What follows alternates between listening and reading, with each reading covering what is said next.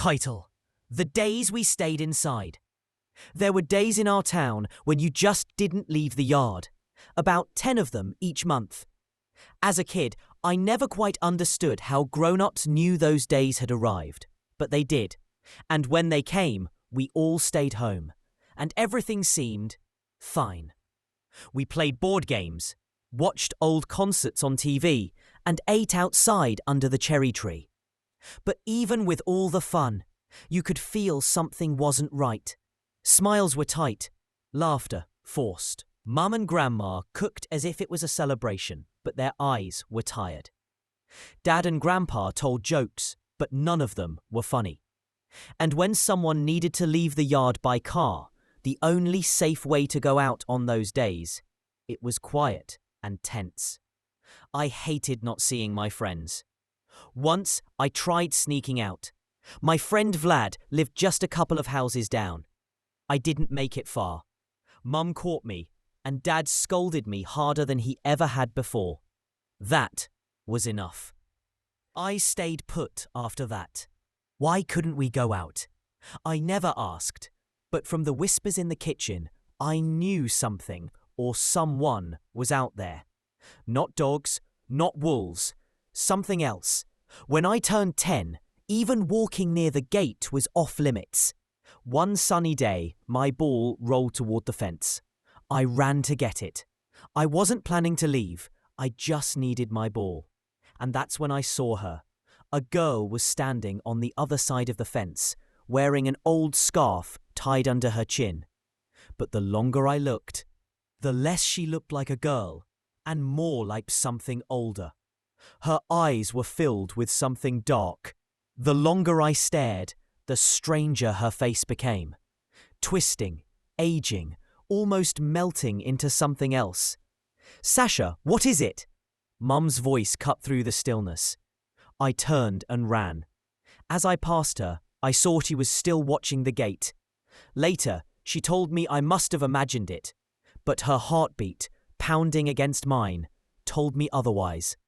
After that, I stayed away from the gate. And it wasn't just me. Everyone in the family avoided the fence. Fruit that grew near it wasn't picked until the 10 days were over. It was like the edge of our property didn't exist during that time. 2/3 of the month, life was normal. School, fishing, walking through the woods.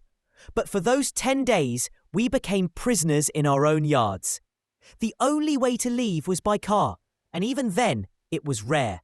Strange things happened during those days. Shadows that didn't match their owners. People who looked like our neighbors but weren't. And always the rule, never open the gate.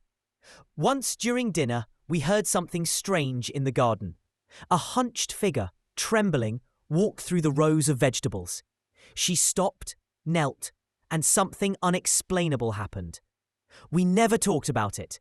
We never even looked at the garden the same way again. Another night, someone knocked at the gate. When I looked, pale faces stared back at me through the slats. One of them smiled. "Don't look at them," Mum whispered. "They can't come in if you don't see them." But I did look, and they stayed. One summer day, a boy who looked like Anton, an older kid from the next street, called my name. "Let's go to Yaroslav's," he said. "No one's around." But when I got close, I saw his teeth. Too many, and all crooked. His eyes didn't match either. He wasn't Anton. I ran. Another time, coming back from a trip, I saw a boy walking backward out of our yard, smiling, dressed like me, but not in clothes I owned. I saw Grandpa sleeping on the bench outside, but also snoring inside the house. We always kept the gate closed, because if it was open, they could come in. They never tried the door, just the gate. Once, a neighbour called to say she saw Mum outside. But Mum was sitting beside me in the kitchen. When I looked, someone who looked like her was in the yard, digging. Mum grabbed the phone. "Lock the doors. Don't open them. She'll go away." Sometimes I sat at the window, watching, waiting. I saw relatives we hadn't seen in years. I saw myself. I saw fires in the woods that weren't real. And the black car came from the woods. No one was ever inside. Grandma said it had been coming for decades. After 2 kids were hit while playing, my parents decided to leave. It took a few years, but we got out. Now we live in the city. Dad's got a job, I'm in college, and Mum is safe with my little brother. Grandma stayed behind. She says Grandpa still visits sometimes. She's not scared. The gate is always closed. And that's what matters most. Don't miss out on more thrilling stories and exciting content.